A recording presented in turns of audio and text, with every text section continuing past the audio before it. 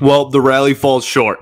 That was a absolutely preposterous and ridiculous baseball game. Let's talk about it all today on Locked On Tigers. You are Locked On Tigers, your daily Detroit Tigers podcast. Part of the Locked On Podcast Network, your team every day.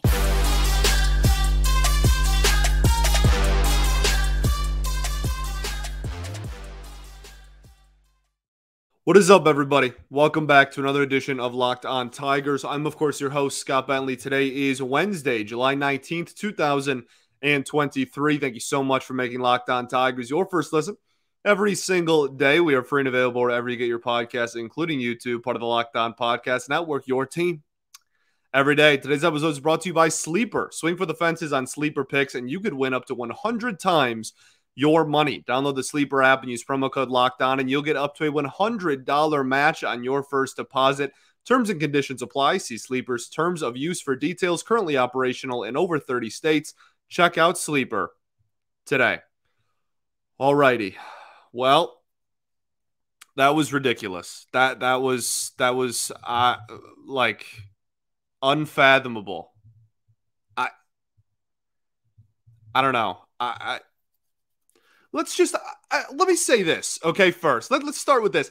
I despise the Kansas City Royals. I despise them, and this is like the fan in me, not the analyst in me. Okay, so like, let me just be a blind, like see dead red fan for a second. I cannot stand this baseball team. It doesn't matter. I was born in the late '90s, right? For my entire life, it has not mattered how good the Detroit Tigers are or how bad the Kansas City Royals are. It is impossible for the Tigers to just play the Royals and have a normal freaking series. I almost just dropped an F-bomb. It's impossible. It's never happened in my life. Since I was in elementary school. My father and I have had an ongoing joke. This is 20 years running, pretty much. That doesn't matter how good the Tigers are, how bad the Royals are. Royals are going to beat them tonight. It's ridiculous. I cannot stand them. The 2015 Royals made it's I can't even put into words clearly. I can't even truly depict and articulate how much I didn't like the 2015 and 14 Kansas City Royals. Complete and utter just dislike, to put it kindly. And games like this are brutal reminders of why. It is impossible for these two teams to lace them up and for something just totally normal to happen. Golly. Oh my goodness. Okay, that's not analysis though. That's just frustration. The rally falls short. A 10-11 final for the Detroit Tigers on Tuesday night. You know, as much as this was ridiculous, that is the word for it. This game was absolutely ridiculous. There was a lot that went right. It's just that there was also a lot that went wrong. A lot. Okay? People in sports these days love finding the scapegoat. People just love it, right? Whose fault is it? Whose fault is it 100%? Whose fault is it completely? I don't subscribe to that. I don't think that exists. I certainly at times some moments and plays happen and whatnot where there's a highlight on one person and it's more of someone's quote unquote fault than another. But especially in a game like baseball, it's so difficult for me to just go, oh, it's one. So, after the game, the entire fan base is like, oh, like it's like this game is on blank. And then this game was this person's fault, whatever. There were like, this was a team effort of a catastrophe. This is not one person. Hinch a little bit. Anybody who stepped on the mound, not named Jose Cisnero, really, or Chasen Shreve, certainly responsible. Not good outings by really any of them at all. The defense held hands, closed their eyes, and hummed a tune together with their awfulness. That didn't even make sense. Like, this is not a one-person point and blame scenario. This was absolutely ridiculous. And I'm going to say that a million more times, and I've already said it a million times. But that is what a 10-11 baseball game with 6 runs scored in the last 2 innings is. It's ridiculous. What an unbelievable brand of baseball. So when people ask me, why are you so pessimistic about the Tigers still? I think they can make a run, whatever. In the last 2 weeks, they've lost a game to the Royals, in which they gave up 11, and the A's, in which they gave up, 10, 11, 12. Somewhere around there. That's part of the reason why, dog. There's just no consistency. They haven't. I think it was Mark Gorosh on Twitter tweeted out, like, they haven't won 3 games in a row since the first week of May. The first week of May was the last time we went on a 3-game win streak. I'm sorry. They've played some bad teams in that stretch. They've played the Royals multiple times. They've played the Oakland Athletics. They've played the Colorado Rockies. They've played the Pirates, who have been awful since mid-May. So, there you go. Like, yes, they fought hard at the end. Absolutely true. I give them credit for that. I really do. But this is the 2023 Kansas City freaking Royals. You should not have been in the position to have to score 5 runs in the 9th to force extras against the 2023 Kansas City Royals. They are awful. Okay. We'll talk about the rest of the series at the end of the show. Let's talk about this game, though. I want to start with the lineup. Riley Green was not in the lineup. A lot of people freaked out. This is, you're going to have to get used to it. This is just going to happen. AJ Hinch and Scott Harris both made, like, abundantly clear, we talked about it on this show, right? That Riley Green was going to be slowly worked in. He was going to DH a lot, and he probably wasn't going to play 6 or 7 games in a row for a while. So, like, if I don't know, I still think it was somewhat calculated, like, oh, let's look ahead. Well, if we do have to bench him, let's make it against the lefty. But, like, this was not like a lefty is on the mound, we're going to sit Riley Green because that's what we do. Riley Green's not a platoon player. The coaching staff doesn't think he's a platoon player. This was a calculated choice based on the fact that he's going to get a lot of days off throughout probably the rest of the season, but especially in the next month. He's going to have quite a few days off. So it's just something we're going to have to get used to. It's unfortunate. He still got the bat in his hands twice late in huge moments. Didn't come through either time, unfortunately. But, like, he still was able to make an impact in the game, and that's just going to be the reality of the situation for a while. Okay, so I wanted to address that. Let's get into the game itself. I want to talk Tarik Skubal, talk about what went right and what went wrong, because there's a lot more that went wrong. Then we'll get to the offensive side of things, and then I have to rant about how absolutely horrific the defense was in this baseball game. But first, I got to tell y'all about our friends over at Dave. Our new friends over at Dave. At one time or another, we all needed a little financial help, and that's why Dave is great. Dave can get you cash when you need a hand between paychecks and can help you build credit by settling extra cash advances in time. Dave is the banking app that's leveling the financial playing field for everyone. When you download Dave, you can get up to $500 in 5 minutes or less. No credit check, no late fees. It's part of Dave's extra cash account. Advance the money you need with no interest and then settle up later. Download the Dave app today at dave.com/MLB. That's dave.com/MLB. You can get up to $500 in 5 minutes or less. No credit check, no late fees. Download the Dave app now or go to dave.com/MLB. All right, everybody, welcome back here. Segment 2 of Locked On Tigers. I appreciate you all for tuning in. Thank you for making us your first listen every day. Shout out to the everydayers that do tune in every single day. I appreciate you all greatly. And one of the reasons why is because you allow me to spend one whole segment just completely in fan mode, right? Where there's like next to no analysis. And it's just me complaining just to complain. And I have a mic in front of me, right? And then you allow me to transition into analyst mode, right?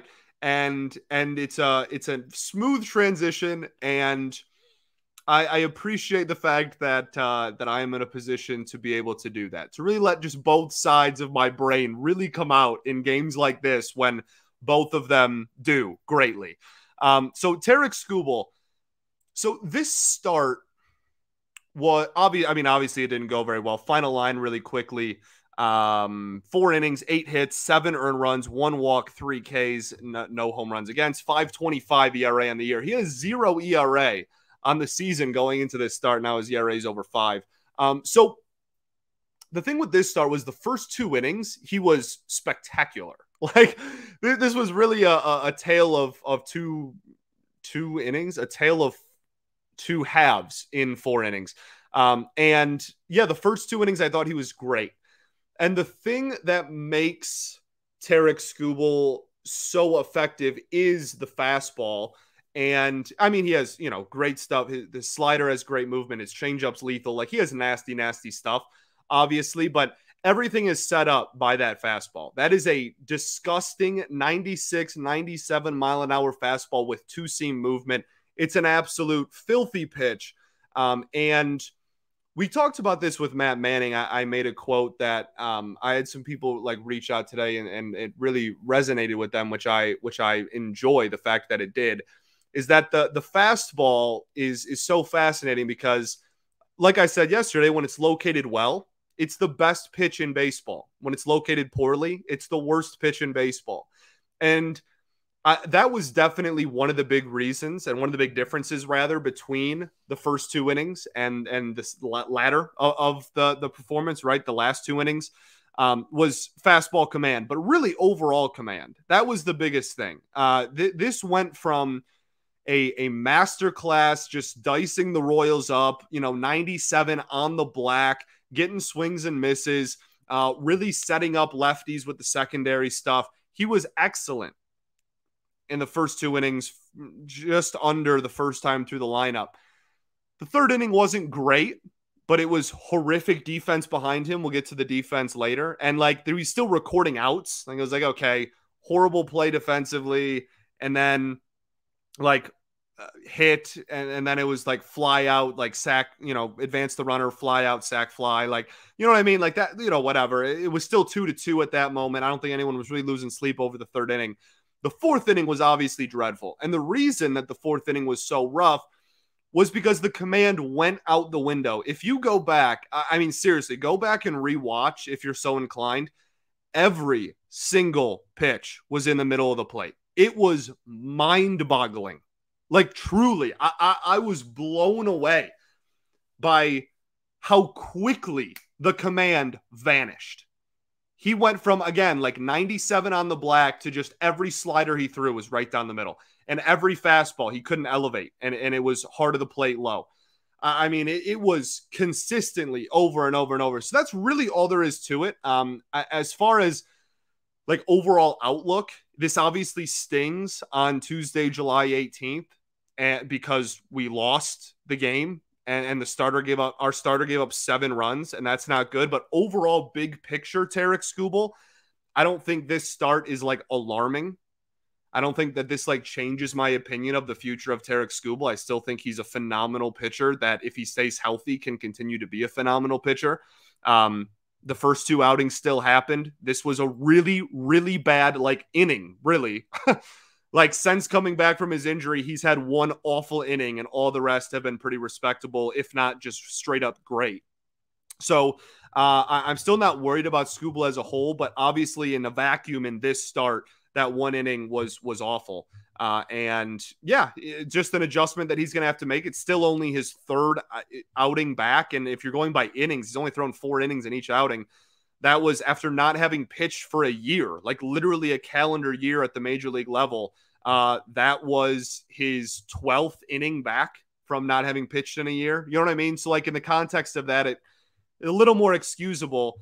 So again, I'm trying to separate like game analysis from like big picture Skubal analysis there. But like, yeah, there's no denying in this game that was a really, really costly inning, to put it lightly. Let's go to the offensive side of things. So, let's talk about the decision to leave him in first. I certainly, I mean, you should have pulled him like earlier, like you lost by a run. And if you pulled him earlier, you would have given yourself an opportunity to change that. And if Cisnero was still the first out of your pen, then like you have the opportunity to. But it's really hard for me, and this might not be the correct way to look at things. Like I openly admit that, but it's really hard for me to be like, wow, that one managerial decision really cost us when 2 more relievers in this game were awful. You know what I mean? Like, it'd be one thing if Skubal gave up 7 and 4 and the final score was 10-7 Tigers. And those were all the runs we gave up. Then you could be like, okay, like that was probably unnecessary. It's even easier to then point to that and be like, hey, look, like if you should have pulled them, you left them in too long. But it's not like everyone they brought out of the pen was phenomenal. A lot of rough pitching in this ball game outside of just Tarik Skubal, and they obviously weren't going to go to the high leverage relievers after having just given up 7 runs and being down 7-2 halfway through the game. So I agree. I don't disagree that he was like left in too long. If you were treating this like a must win, like Game 7 scenario, obviously he wouldn't have lasted that long. But I don't think that the decision to leave him in throughout the entire 4th inning was like the sole reason that the Tigers lost, or honestly, in my opinion, maybe even the biggest reason that the Tigers lost. I think that there's, again, a lot of reasons. That was one of them, though. Again, not denying that absolutely was one of them. He probably should have got pulled sooner, especially given the fact that you're already kind of short leashing him anyway. Probably should have. Okay, let's move to the offense. But first, I got to tell y'all about our friends over at Sleeper. Yet again, our friends over at Sleeper are the best in the business, because if you want a chance to win more money with less picks, you can head to Sleeper right now, where you can win up to 100 times your money on just 2 or more fantasy baseball picks. It's awesome. Like tonight, there's a lot of Angels baseball is crazy lately. Okay, so taking anything on Ohtani is always a fun time. You can play the more or less game and talk, is he going to have more than this number of strikeouts or home runs really at this point for him or less? It really is fascinating. And I've been using Sleeper for my fantasy leagues for a long time now, for years and years now. And now that they're in the daily fantasy side of things, it's just a really natural and easy transition for me. And they truly are the best. It's such an easy app. And they make it really fun and easy to use. So go check it out. And on top of all that, on top of just being great, again, you can win up to 100 times your money. Use promo code LOCKEDON and you'll get up to a $100 match on your first deposit. Terms and conditions apply. See Sleeper's terms of use for details. Currently operational in over 30 states. Check out Sleeper today. Also going to tell y'all about our friends over at Marg's Sparkling Margaritas. You guys know at this point, I've been looking for an alternative to the White Claws and High Noons of the world, and thank goodness I stumbled upon Margs. They have refreshing, ready-to-drink sparkling margaritas, and they have become my go-to cocktail of the summer. I think they're the drink of the summer. I've been packing my coolers with them for backyard barbecues, boat trips, days at the beach, you name it. Margs is really the best place for it. And also this fall, they're going to be an awesome tailgate drink as well. So visit sipmargs.com now to find a retailer near you. That's SIPMARGS.com to find a retailer near you. Must be 21 and over to enjoy. Cheers, and please drink responsibly. Alrighty, everybody, welcome back. Third and final segment here, Locked On Tigers. Let's talk about the offense, okay? Javi Baez had a phenomenal game. I mean, like, objectively, doesn't matter where you stand on the aisle of Javi Baez. This was a very, very good baseball game. He went 3 for 4 with a walk, made a play in the field that saved a hit, and stole, 2 bases? I mean, he was really doing everything. Certainly, this doesn't change anybody's outlook of Javi Baez. He has a 590 OPS after this game, right? No one's going around like, oh, look, he's fixed. He's going to have to prove it a lot more. But the one, if I was to take one encouraging sign from this game and try to like hyperfixate on it as I do sometimes, it would be the fact that he pulled a fastball and hit it hard. I'm not exaggerating when I say this. I know I do that sometimes too, but I genuinely am not in this moment of analysis.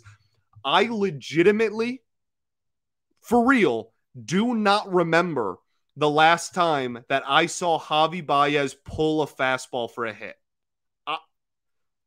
Like, to the point where I'm not sure it's happened. That feels impossible. Like, that feels like it's impossible. That feels like it can't be true. But I legitimately, I can't recall a single one if it has happened. So, like, seeing him do that was good. Now, it's also worth noting he swung, like, within the first 2 pitches every single at-bat. So, like, that doesn't feel sustainable. But objectively, a good ball game. Those don't happen very often for Javi at the plate. We'll gladly take them when they happen. And he's a difference maker on the base pass when he gets on base, which is why the thing that makes Javi so frustrating to me is not the antics and it's not the style or everything. Because again, like, he's been that his whole career. The thing that frustrates me the most about him is that he has the ability to be an absolute game changer. Like, he does. He can affect the game when he's on in so many different aspects. And he's so talented and he's so athletic. And it's so frustrating to watch him go up there and just be we don't need to go down the rabbit hole of what has made him struggle again for the 3rd day in a row, because I specifically said I wasn't going to do that. But it's games like this where I even get more frustrated, honestly, because I'm like, this is why I'm upset at you. Because you're not a 590 OPS guy. You have literally gotten MVP votes in your career. Like, you have all of the talent in the world to be an electric factory and be a game changer in so many aspects. He stole 2 bases. You wouldn't even know that he was a good base stealer if you just watched this season of the Tigers, because he never makes it to first base. That's what's frustrating. But this was a great game. So we're not going to take anything away from him today. Spencer Torkelson, probably the player of the game, if you were to give out a player of the game. 3 hits in 5 ABs, 5 RBIs in this ball game for Spencer Torkelson. Absolutely fantastic. I mean, and you can... The thing with Tork has been pulling the baseball. And there's a few people that are very vocal about the fact that he should be pulling the baseball. And it's... Shout out Jerry. He's one of them. Probably the most vocal. But it's one of those things where his numbers objectively are significantly better on the pull side, right? If you just look at like his OPS to the pull side, straight up, and to the push side, it's not even close. It's night and day. He's like an elite hitter when the ball is hit to the left side of the field. And so in this game, he hits the ball in the air to the pull side, and he hits 2 home runs out of it. awesome to see. One was smoked, one was a pop-up. I don't really care. I'll take a 2-home run game. And then he did go oppo for a double down the line late, which was great to see as well. So it's nice to see him slowly start to turn it around, man. Like it's a process. It certainly doesn't come without some rough at bats still every once in a while. But I mean, over the last, I think it's 3 weeks, he's got an OPS well over 900.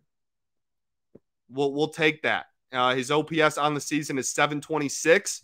League average is 730. I'm not throwing a parade for the 1-1 pick being a league average hitter, but he hasn't been even really close to that all season. So I'll gladly take it. Okay. Kerry Carpenter starts against a lefty. That's pretty noteworthy. Gets a walk. He didn't have any hits, but I don't think he looked lost. I don't think he looked like overmatched at the plate. So I don't really care that he didn't have any hits. I would still put him out there the next lefty they see. Until he looks absolutely like he just doesn't belong up there and puts together some horrible at-bats, I'm going to maintain the belief that I want to see him more against lefties. Eric Haas, really rough game.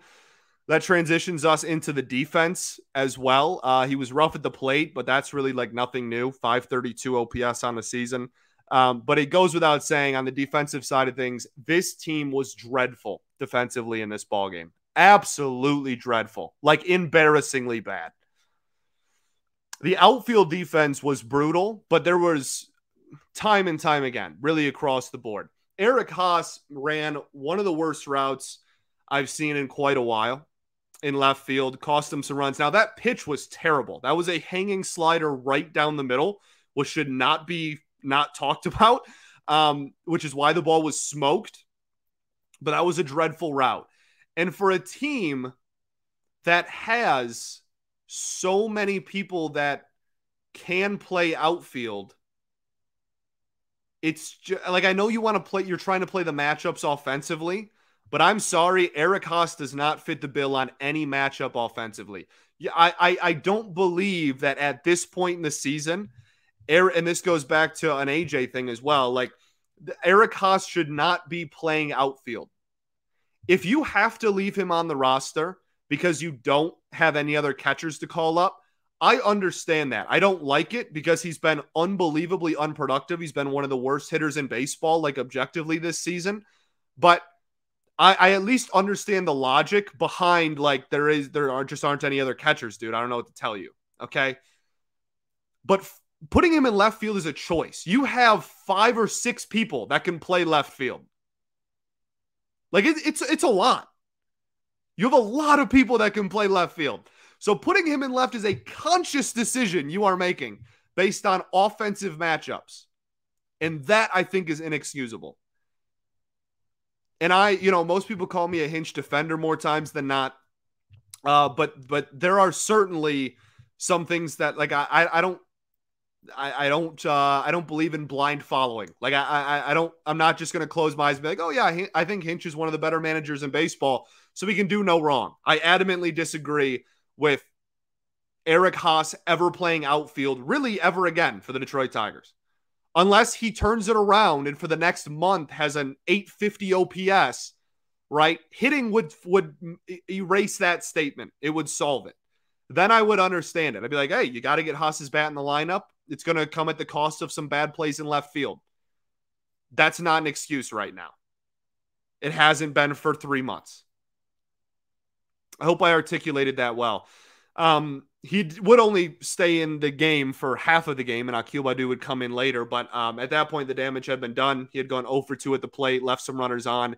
And again, on top of that, made just an absolutely dreadful route in left field that cost the team runs objectively. Matt Vierling had a really bad route that just like nobody talked about. Had a really bad route in center field as well. We talk all the time. Matt Vierling, I think he's a plus defender in the corners. I think he's a minus defender in center field. Those are very different positions, and that should not be understated. Like most people just think, oh, if you can play one, you can kind of play all three, or oh, if you can play center, you can play all three. It's not the case. Those are vastly different. All right. And I think Matt Vierling is the poster child for that point.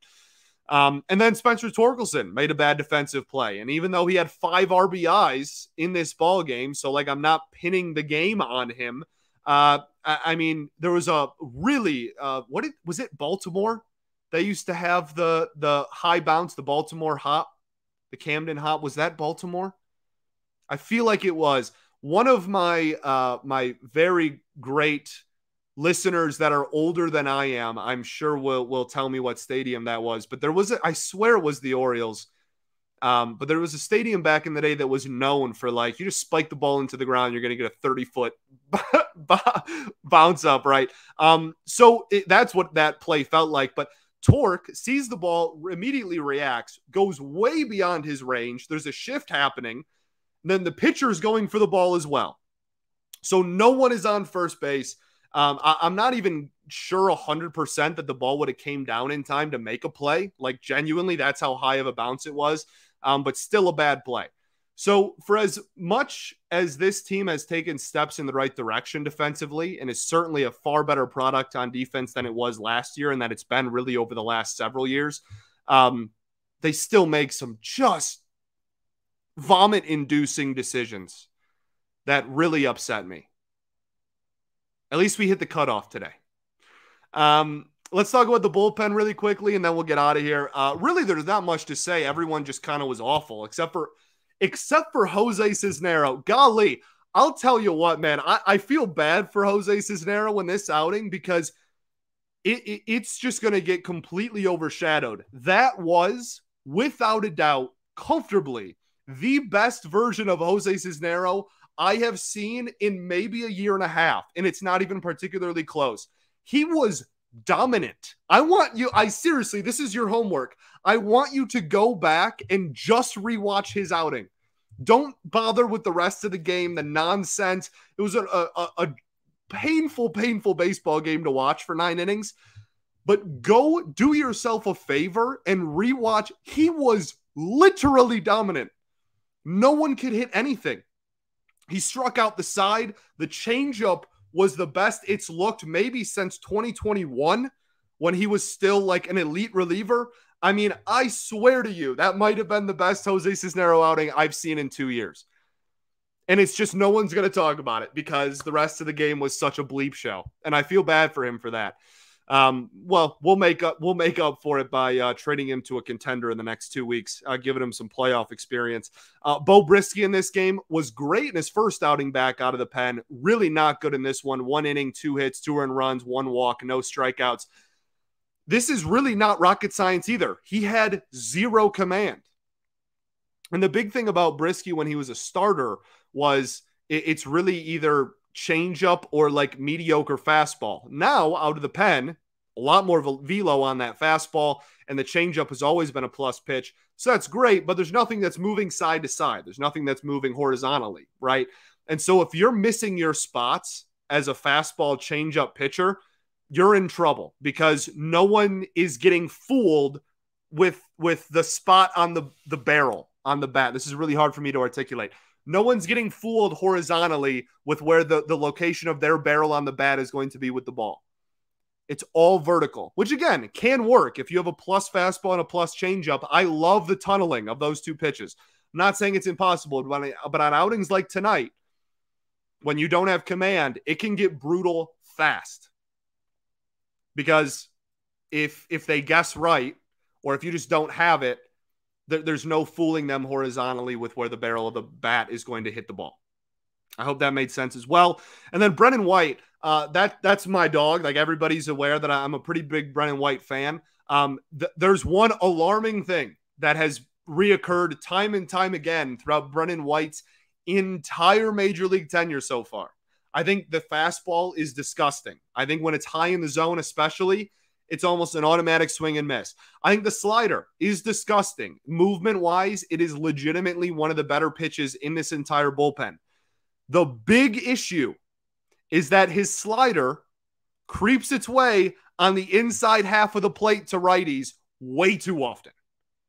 It's happened a billion times. Like, and if you go look at pretty much any of the hard contact he's given up in his entire major league career so far, which again is whatever, single digit amount of outings at this point. I was probably at past 10 at this point. It's almost, not entirely, but almost exclusively sliders to righties that are either over middle, the heart of the plate, or in low in the zone. Almost all of them. And in this game, they literally all were. So a huge thing, like when that slider is low and away to righties, right? When it's glove side, it's a lethal pitch. Even to lefties, if it goes in enough. Devastating pitch, low and in to lefties and low and away to righties. But my goodness, man, it is creeping over to the heart of the plate and low and inside to righties way too often. It's like every third slider he throws, I feel like is low and in to on the arm side. So that's a huge thing he needs to fix, and that is why he struggled in this ballgame.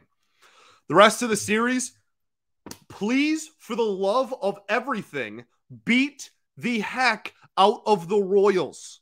What are we doing? Again, this team is within games of the Oakland Athletics. They are awful.